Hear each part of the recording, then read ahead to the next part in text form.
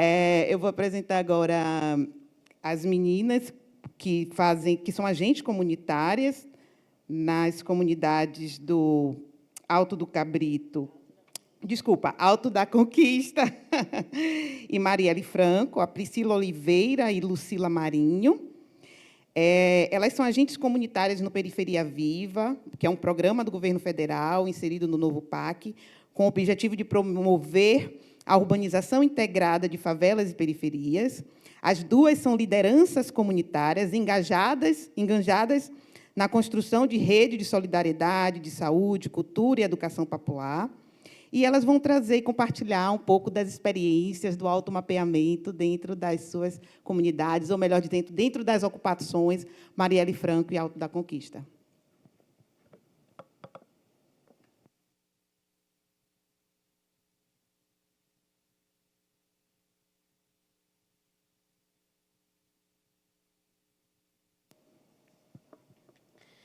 Bom dia, meu nome é Priscila Oliveira, né? Eu sou moradora da Marielle Franco, uma das agentes comunitárias de lá, né? E também, como a Marbrisa falou, uma das lideranças, né? Como tem várias outras, somos 12 agentes.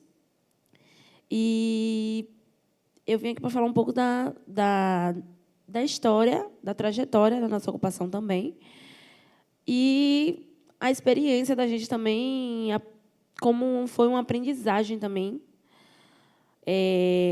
essa nova tecnologia, né, que para a gente é tudo novo. Vamos começar com quem somos e de onde viemos. Já me apresentei, né? Vou passar para a minha companheira para também estar se apresentando, né, que é de lei. Bom dia, meu nome é Lucila Marinho, mais conhecida como Japa. Sou uma das agentes comunitárias, moradora da Marielle Franco, mãe de 4 filhos, tenho 34 anos, e vivendo e somando com a minha comunidade, lutando para levar novidades, né, como o mapeamento para os nossos jovens, e continuar a luta que não para. Diariamente você vai estar lutando e lutando e lutando, mas conquistando, porque onde não há luta, não há vitória. A ocupação Alto da Conquista, ela deu início, né, em 2007, com muita luta, também com vários acontecimentos que, né, como qualquer outra ocupação, né, teve e tem até hoje, né, principalmente como foi me corte. Perdão. Né, como tem um relato de uma das moradoras, né, como ela chama a luta que eles tiveram quando jovem com os famosos capitão do mato, né, como eram chamados, né, que iam nas casas, assustando mulheres, idosos, crianças. E nisso também serviu para fortalecer a comunidade hoje, né? Já tem anos e anos e anos e estão numa certa luta, né, com a posse. E também em 2019 teve o apoio do MSTB, né? E foi onde também fundou a Marielle Franco, que deu continuidade com a residência de assessoria técnica e arquitetura de urbanismo e engenharia da UFBA, que foi muito importante para as comunidades, né, que estavam começando a crescer e como continua crescendo. Em 2019, iniciou a nossa Marielle Franco, com muita luta, como até hoje vem tendo. 2020, na pandemia, chega a engenharia com os lavatórios Na pandemia chegou os lavatórios, né? A arquitetura... Peraí, calma. Deixa eu respirar, porque é assim mesmo. O meu medo é disparar de vez. Não, pior que eu só que eu esqueci o nome do negócio.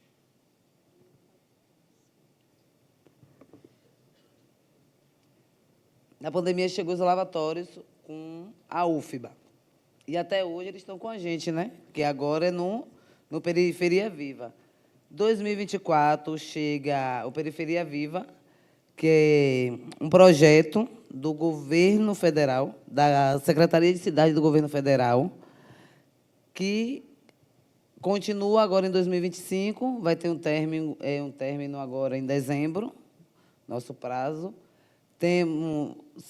Éramos 12 agentes, agora são 11. Né? Infelizmente, uma não continua com a gente. Com a equipe da UFBA, são 34 pessoas. Então, é uma equipe bastante grande, então é bastante trabalho mesmo que a gente vem tendo na nossa comunidade. É o que o censo comunitário. Você vai iniciar?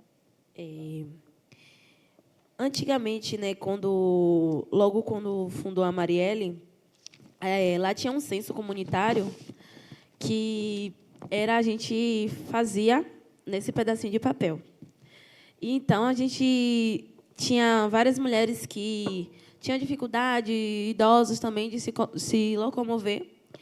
E, às vezes, era bem complicado, porque, às vezes, a gente perdia a ficha dos moradores, ficava algo bastante desorganizado, né? Aí foi que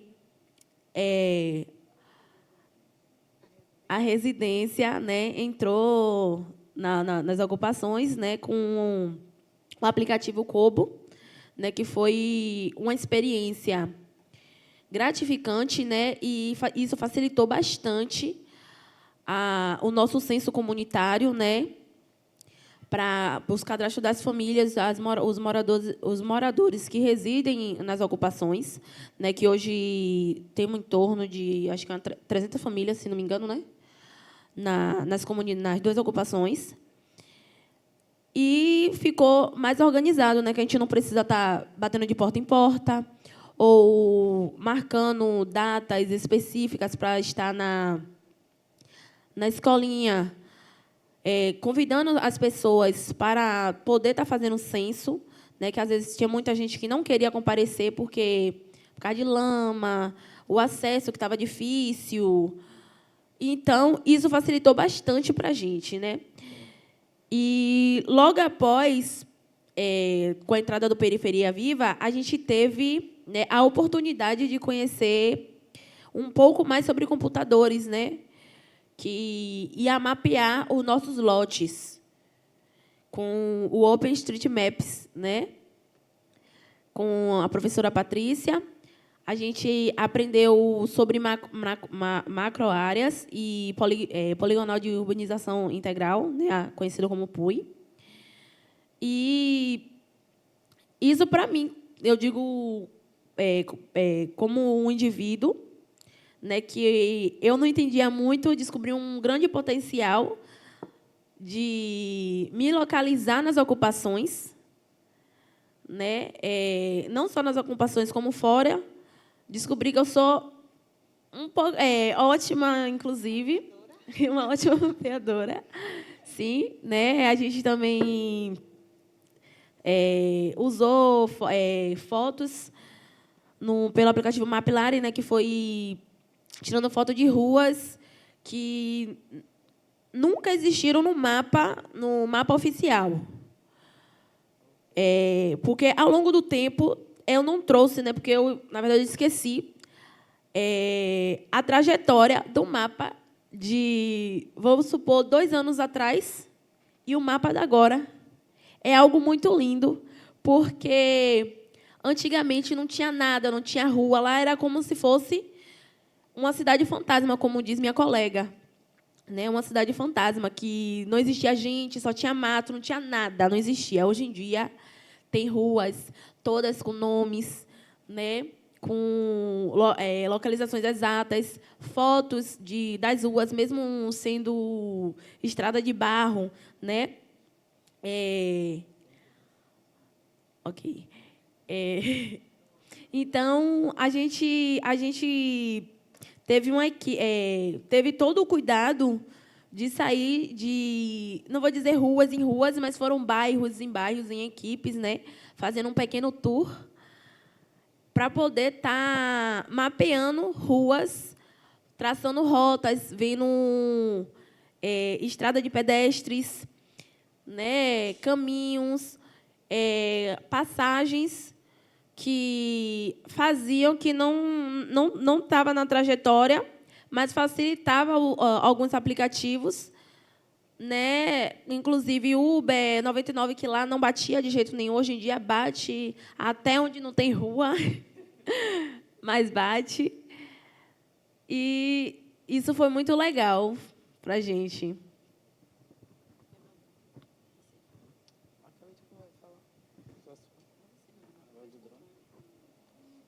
Sobre o drone, mapeamento com o drone.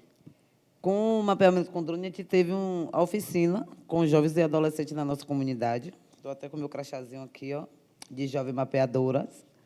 Como todos os alunos, né, nossos jovens, nossos tesouros, nosso futuro. Teve também o seu, que eles estão muito orgulhosos por ter seu crachá.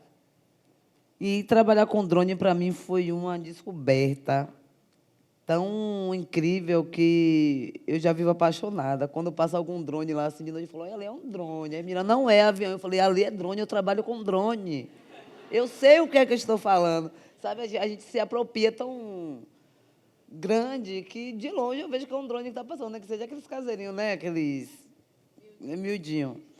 Então, foi uma experiência para mim, como mulher, moradora de comunidade, e em trabalhar com um objeto que eu jamais achava que eu ia ver na minha frente, que eu ia ter esse contato direto, e aprender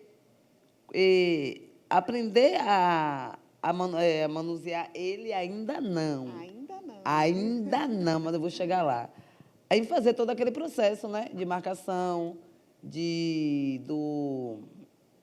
Colocar os pontos de Isso, controle, os pontos de pontos de controle, checagem, isso. acompanhou todo o processo metodológico para o levantamento. E o incrível, depois, é você ver aquele trabalho, né, na sua frente, assim, você dizer, pô, minha comunidade é tão maior do que eu imaginei.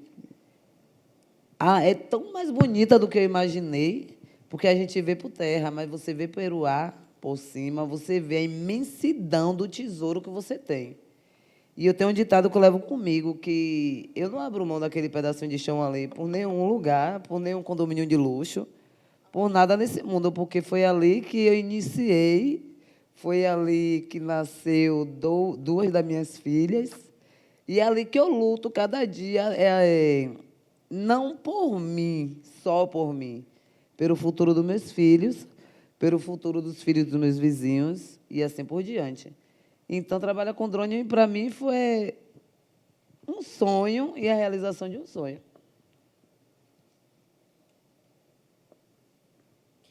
A oficina de mapeamento é sobre isso. E começamos a oficina de mapeamento. A gente tivemos 3, não foi? 3 encontros na faculdade com as agentes, que a gente começou a mapear. Depois dessas primeiras fotos do drone, a gente fez algumas mapeações pelo computador, que foi um dos meus primeiros acessos ao computador que eu não tinha tido, né? Os nossos monitores lá, que me deu a primeira empurradinha. E depois desses encontros, foi que veio acontecer as oficinas com os jovens na nossa comunidade, que eles mapearam. Teve primeiro aquele cadastro todo, né, do sistema, o cadastro no site, não é isso?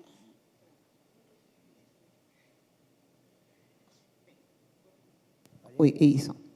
Você fez todo o processo, né? Desde Desde isso. Não, então eu tenho que falar, né? Da sua potência, tanto na parte do levantamento com drone, do levantamento aerofotogramétrico, né? Que a gente foi no campo, marcou lá os pontos de controle, os pontos de checagem, usamos o GPS geodésico, né? Para fazer o rastreamento. Depois o voo com drone. Você estava lá com a gente acompanhando isso. E aí, quando a gente gerou o produto final, que era a ortofoto, a gente disponibilizou como mapa de fundo lá no OpenStreetMap, para poder vocês desenharem, que a gente chama também de vetorizarem as suas casas, as suas ruas, e darem visibilidade às ocupações, né? E aí veio esse processo aí junto com vocês, enquanto a gente, no processo de mapear, e depois como monitoras com os jovens. Mas continue. E tivemos essas oficinas com jovens, que eu me surpreendi muito mais com o jovem que comigo mesmo. Eu tive um pouco de dificuldade, não sei se pela idade, né, 34 anos, mas só que os nossos jovens, no primeiro dia que eles saíram a campo para poder mapear a sua área, foi instantâneo até hoje, né? Eu falo sempre, Mabrisa, que eu nunca vi, foi surreal para mim, porque eu tive dificuldade, eu já tendo essa idade e já tendo mais acesso, né? Ou eu acho que não, que hoje os jovens estão tendo mais acesso à internet do que a gente antigamente. Então, mas eles foram super, muito rápido, mapearam tudo, ruas, a área de alagamento, de coleta de lixo, tudo que foi preciso mapear, nossos jovens mapearam. Ali você vê que tem um mapa do início, né? Da gente que ali não tem nada, foi igual o Esse mapa aí foi o que eu estava falando no início, no caso, né? Que o antes e o depois, da nossa passagem pelo OpenStreetMaps, né? Isso. Que, né, não sei se vocês observaram, né, antigamente ali não existia completamente nada. Para o mapa, por satélite, lá não era... Acho que para eles ali era só mata, acho que nem mata ali existia. Era uma E, área desconhecida. sim, aí logo depois, vocês observando, vocês veem que tem ruas, né, não vai dar para ver direito, mas tem cada casa marcada lá, né, que a gente, não só a gente, mas a gente ajudou outros moradores, até de outros bairros, a se localizar no seu próprio território e fora do seu território. Então, a gente já falou disso um pouco, bora passar para o próximo, né? Acabei de falar disso, do monitoramento, né, com atividades que a gente teve fora do nosso território, né, que foi nos bairros vizinhos, com lideranças e alguns moradores. Porque, assim, não adianta a gente, como, né, o governo do Estado, a Periferia Viva é um projeto, a gente não pode definir só pelas nossas ocupações, e sim pelo território periférico, que abrange também as nossas ocupações. Então, foi importante, né, a gente ajudar a outros moradores a se identificar, até para... Porque, né, não tem ninguém melhor do que seus próprios moradores, né, para identificar quais são os problemas dos seus bairros, onde tem estrada, onde não passa, onde tem alguma vulnerabilidade, né, o que eles realmente precisavam lá no território deles também.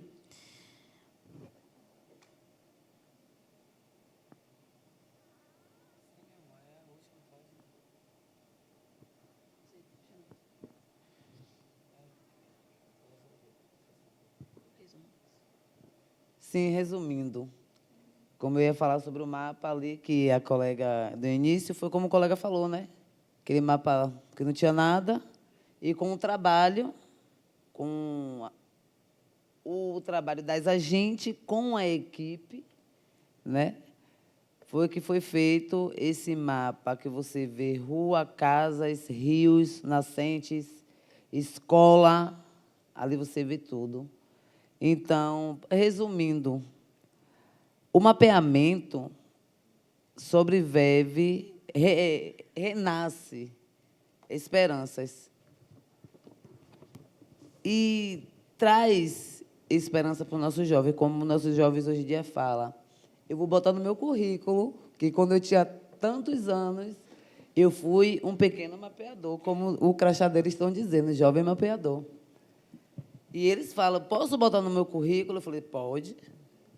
Eu vou botar no meu currículo. A gente tem um atípico, que ele é um dos mais aplicados. Ele, minha tia, eu vou estudar e vou ser um mapeador. A senhora me ajuda a entrar na UFBA? Eu falei, ajudo. Não sei como, mas ajudo. Pode estudar, que você vai ser um mapeador.